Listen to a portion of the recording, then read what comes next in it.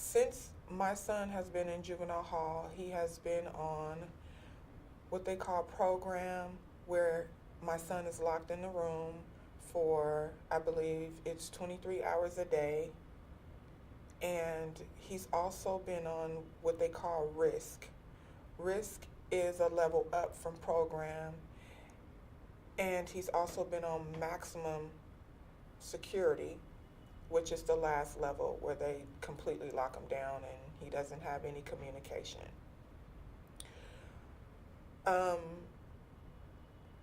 He has actually been kept in solitary confinement for as long as, I believe, up to 3 weeks to a month, with 30 minutes in the morning and 30 minutes before it's time to go to bed. No schooling, none whatsoever, the whole 3 weeks that he's in solitary confinement. My son's disability started, I believe, right before juvenile hall. I began to see signs. But once he entered juvenile hall, it got worse. And it continues to get worse.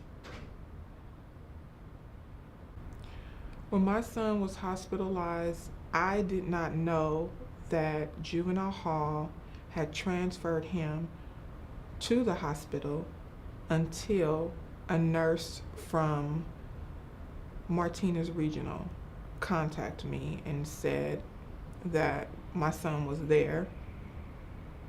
I asked, why was my son there?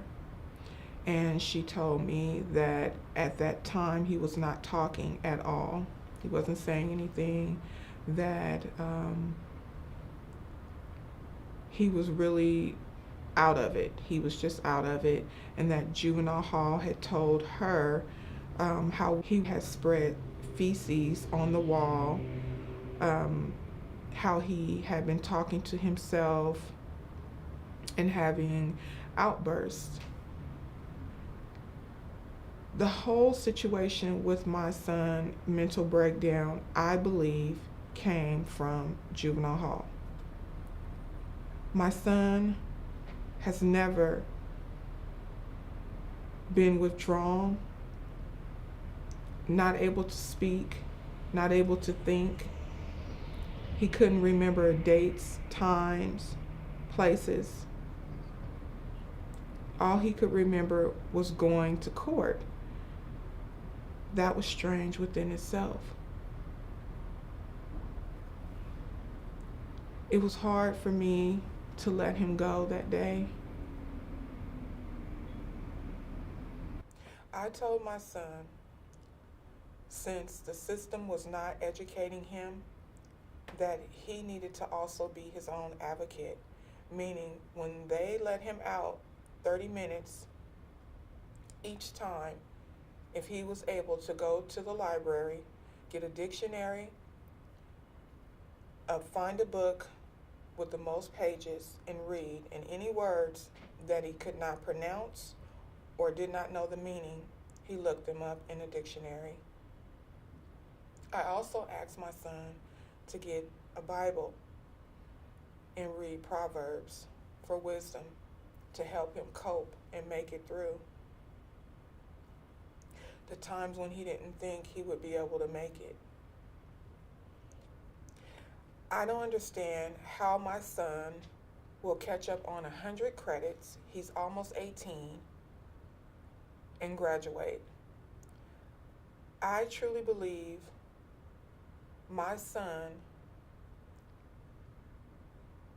will not make it in juvenile hall. Education-wise, mentally, emotionally, and socially. And my son continuously tells me, Mom, I'm not crazy. I know I should be in school every day. My son tells me, I know, Mom, I should be playing sports. And I made a mistake, Mom. And if they ever let me out, I'll do better. But somehow, with him being in juvenile hall, I just don't see any hope.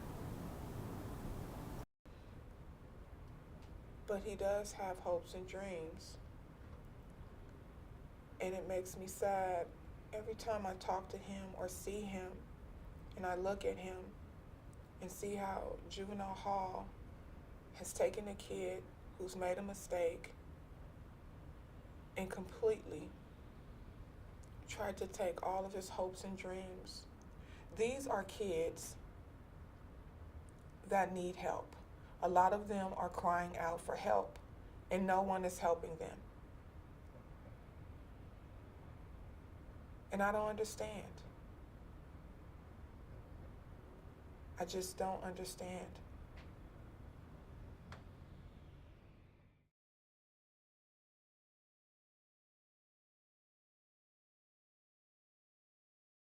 He started in special ed when he was like probably first grade.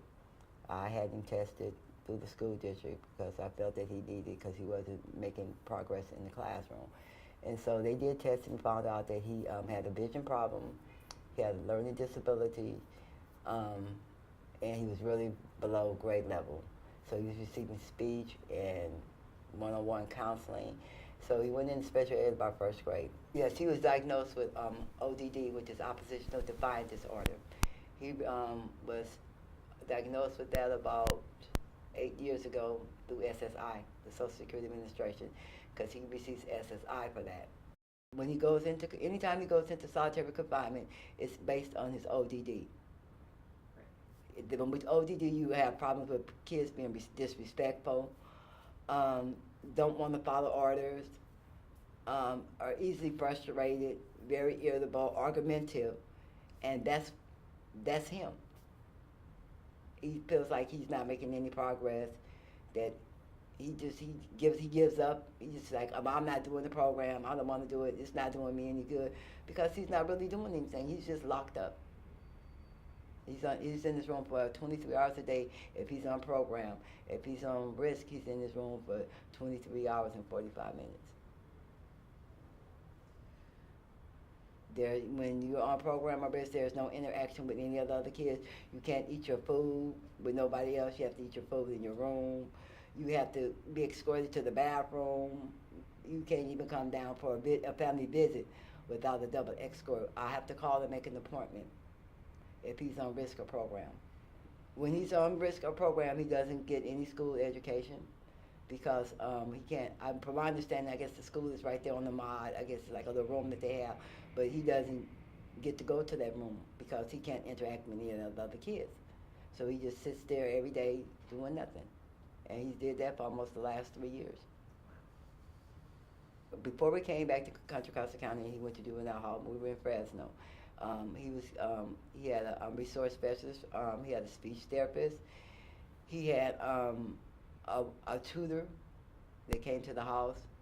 He had home teaching, and they did psychological. And so the person that they sent out knew about ODD, had experience dealing with ODD. So my son was able to start making progress, and he went forward, and now he's been like 10 steps backwards, and he's going to be 18, and I don't see him getting any more services. And it's hard when you go in to see your child every week, and he's like, Mama, why am I still here? Well, I'm not getting no services, because I don't have an answer.